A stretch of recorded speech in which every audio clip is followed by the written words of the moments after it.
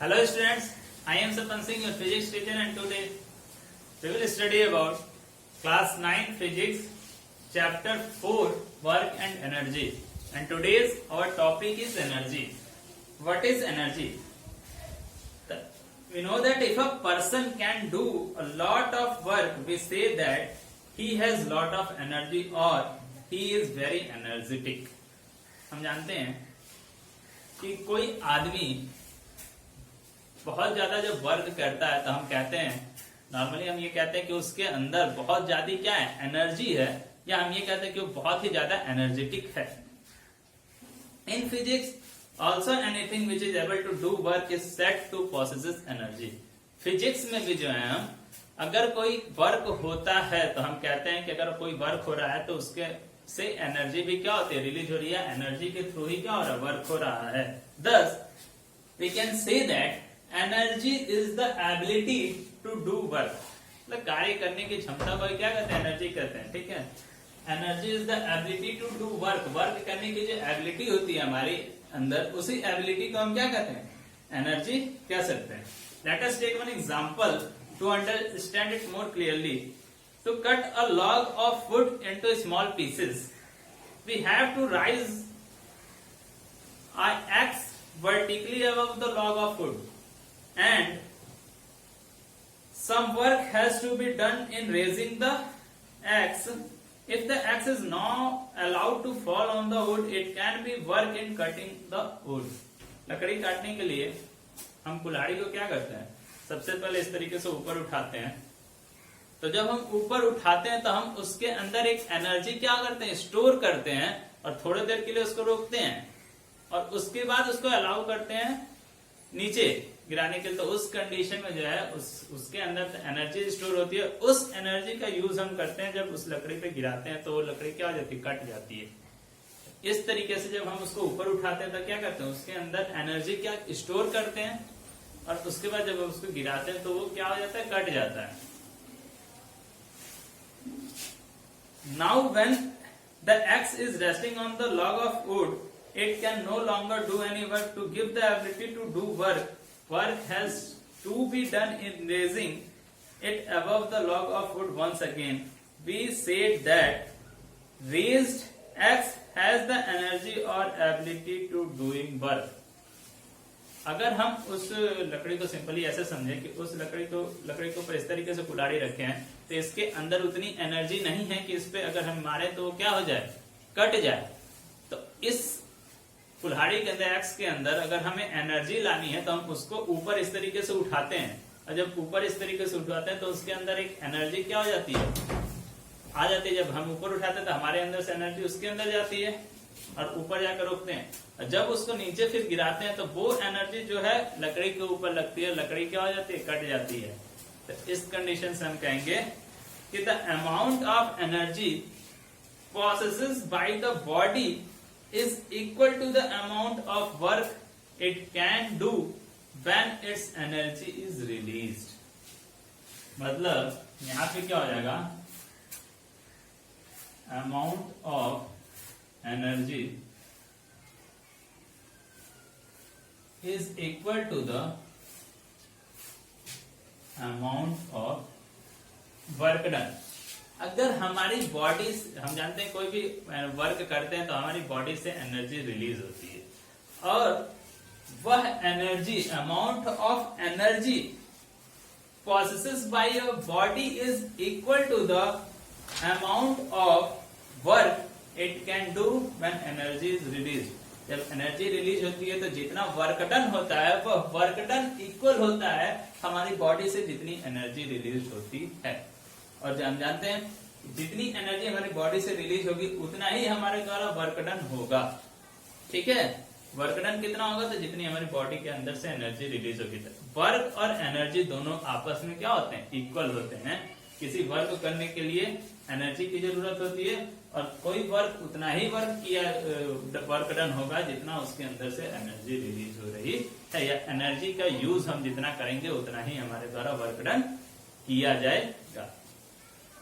A body having energy can do work as follows. A body which possesses energy can exert a force on another object. During this process, some of the energy of body is transfer to the object by gaining energy the object moves. क्या करते हैं, कभी कभी हम किसी दूसरे object पे force लगाते हैं वर्क करने के लिए। नॉर्मली मान लो कि किसी फुटबॉल को किक करते हैं, तो जब किक करते हैं तो हमारी बॉडी के अंदर क्या होती है, एनर्जी होती है। जब हम किक करते हैं तो अपने अंदर की एनर्जी उस फुटबॉल के अंदर दे देते हैं और फुटबॉल क्या करता है, मूव कर जाता है। या कोई भी ऑब्जेक्ट जब उसमें हम फोर्स लगाते हैं तो अपने अंदर की एनर्जी उसे देते हैं और वो मूव कर देता है। तो यहां से हम ये कह रहे हैं कि हमने अपने अंदर की एनर्जी उसको दी और वो एनर्जी का यूज मूव करने में किया, वर्क करने में किया। ठीक है, आगे आता है amount of energy is equal to amount of work. What is energy? Energy is the ability to do work. Unit of energy, unit of energy, energy की यूनिट क्या होती है? तो amount of energy is equal to amount of work. हमने पहले पढ़ा amount of energy is equal to amount of work. तो इसका यूनिट भी क्या होता है, सेम होता है। Unit of energy is equal to, अगर ऐसा ही यूनिट देखें, ये होता है जूल। वर्क की भी यूनिट और एनर्जी की भी यूनिट सेम होती है। क्या कितनी होती है? जूल होती है, JOUL, जूल। ठीक है, और energy is a scalar quantity.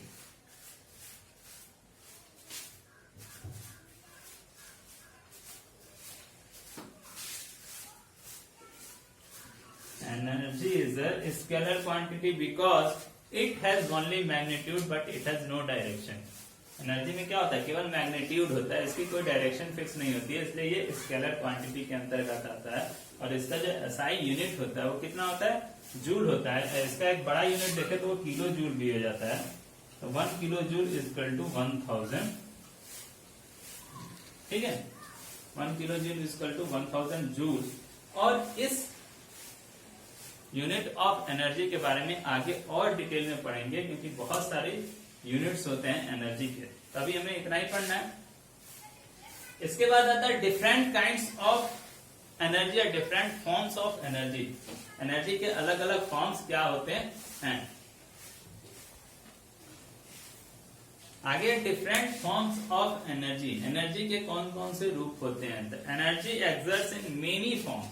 The many forms of energy are, energy होती है बहुत सारे रूपों में वर्क करती है, जिसके कुछ फॉर्म्स यहाँ पे दिए गए हैं जिसको मैं बता रहा हूं। पहला होता है काइनेटिक एनर्जी।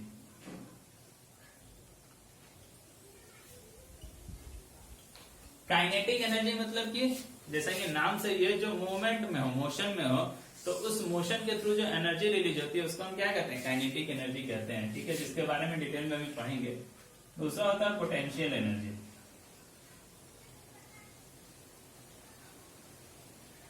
अगर कोई ऑब्जेक्ट रेस्ट में है तो उसके अंदर जो एनर्जी होती है उसको हम पोटेंशियल एनर्जी कहते हैं। ये दोनों एक दूसरे के क्या होते हैं, अपोजिट होते हैं। काइनेटिक एनर्जी का अगर कोई बॉडी मोशन में तो उस मोशन के थ्रू जो एनर्जी होती है उसको काइनेटिक एनर्जी कहते हैं।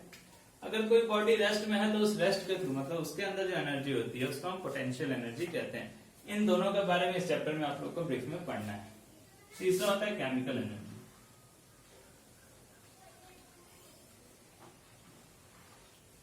केमिकल एनर्जी मतलब कि जैसे सेल वगैरह होता है, बैटरी वगैरह होता है, उसके अंदर जो केमिकल्स होते हैं उसके अंदर उससे जो एनर्जी रिलीज होती है उसको हम केमिकल एनर्जी कहते हैं।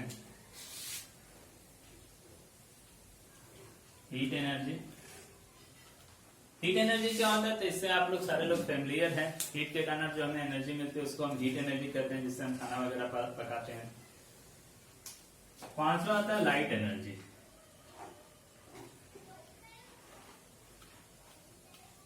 लाइट के थ्रू, इलेक्ट्रिसिटी नहीं है, लाइट है, लाइट मतलब प्रकाश। तो लाइट के थ्रू जो एनर्जी होती है मिलती है उसको हम लाइट एनर्जी कहते हैं। और जो सबसे बड़ा सोर्स ऑफ एनर्जी है लाइट एनर्जी का वो कौन है, सन है। ठीक है, सन के थ्रू जो लाइट मिलता है, जिसका हम सोलर पावर प्लांट का यूज करके, सोलर पैनल्स का यूज करके जो हम एनर्जी गेन करते हैं, वो किस एनर्जी के फॉर्म में आता है, तो लाइट एनर्जी के फॉर्म में आता है। इसको हम चेंज करते हैं इलेक्ट्रिसिटी में। नेक्स्ट होता है साउंड एनर्जी। साउंड के बारे में क्लास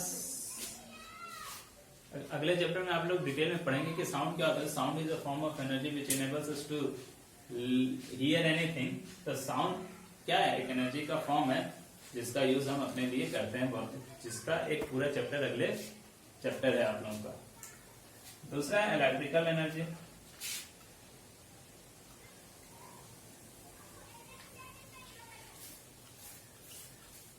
इलेक्ट्रिकल एनर्जी मतलब इलेक्ट्रिसिटी से आजकल हम मैक्सिमम डिपेंडेंस हमारा किसमें हो गया, इलेक्ट्रिसिटी पे डिपेंडेंस हो गया, क्योंकि मैक्सिमम जो अप्लायंसेस हम लेके आते हैं घर पे वो किससे चलती है, तो इलेक्ट्रिसिटी से चलती है।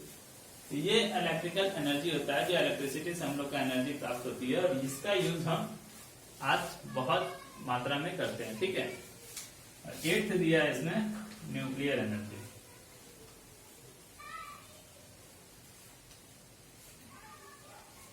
न्यूक्लियर एनर्जी क्या होता है, तो इसका यूज जो है जब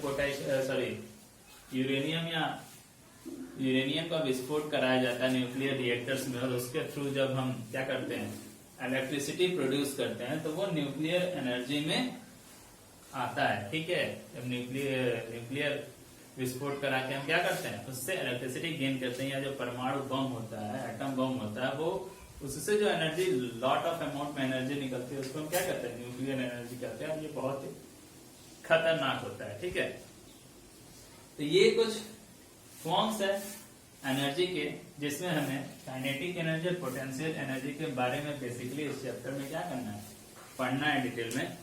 तो आज की क्लास में बस इतना ही। धन्यवाद।